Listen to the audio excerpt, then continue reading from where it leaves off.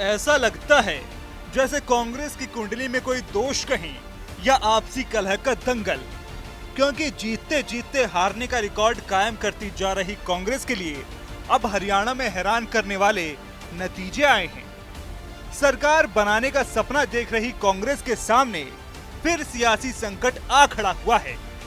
आज जब ऐसा नतीजा आता है तो निराश हो जाते हैं सब, निराशाजनक बात है ये।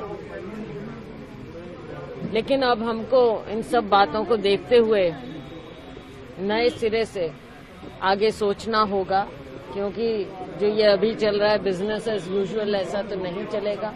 कहाँ हमारी कमियां रही हैं, क्या कमियां रही हैं, इसके बारे में देखना होगा। हरियाणा में इस बार कांग्रेस और राहुल गांधी जीत के दावे कर रहे थे। सियासी गलियारों में भी सुगबुगाहट थी कि हरियाणा में इस बार सत्ता परिवर्तन होगा, लेकिन बीजेपी ने बम्पर जीत के साथ यहां इतिहास रच दिया। बीजेपी ने तीसरी बार बम्पर जीत के साथ कमल खिलाया है। यह विजय साधारण विजय नहीं है। तीसरी बार हरियाणा में भाजपा की सरकार बनने जा रही है। ये कांग्रेस के अहंकार की हार है, भारतीय जनता पार्टी के विकास की, विनम्रता की, सेवा की, सुशासन की जीत है। मुझे पूरा विश्वास है जिस प्रकार से शानदार विजय हरियाणा में मिली है, इसी प्रकार की शानदार विजय आने वाले समय में महाराष्ट्र में और झारखंड में भी भारतीय जनता पार्टी प्राप्त करेगी। हरियाणा में कांग्रेस की हार ने यूपी से लेकर महाराष्ट्र तक की राजनीति में भी हलचल मचा दी है। बात करें उत्तर प्रदेश में सियासी असर की, तो उपचुनाव की बिसात पर कांग्रेस के लिए सीटों की हिस्सेदारी में भारी नुकसान उठाना पड़ सकता है, क्योंकि हरियाणा में समाजवादी पार्टी ने 5 सीटें मांगी थीं।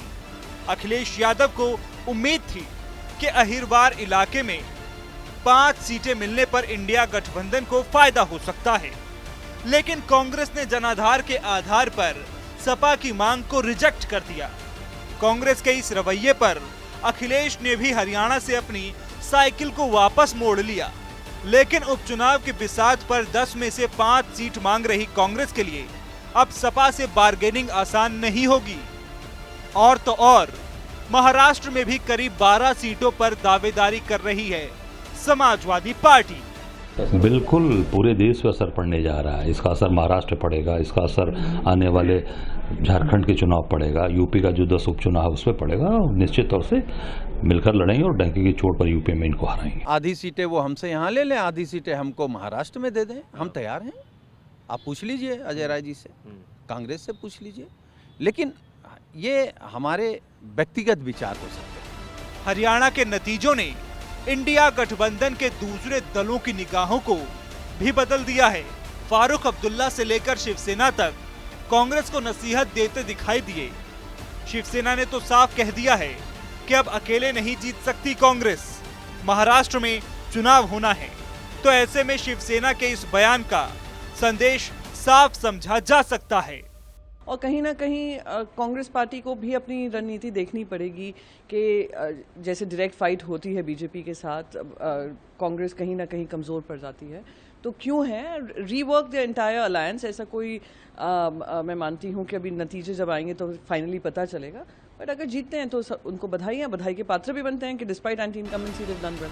बहरहाल हरियाणा चुनाव के नतीजों ने कांग्रेस के साथ साथ राहुल गांधी की भी रणनीति पर सवाल खड़े कर दिए हैं, क्योंकि इंडिया गठबंधन का इनकलाब करने वाले राहुल गांधी क्यों अखिलेश यादव, मायावती और केजरीवाल को नहीं साथ ला पाए। अगर हरियाणा में इनको साथ लिया होता तो शायद परिणाम कांग्रेस के पक्ष में होता। ऐसे में सवाल यही है कि कांग्रेस की हरियाणा वाली हार यूपी, महाराष्ट्र और झारखंड में कांग्रेस के लिए संकट का सबब बनेगी।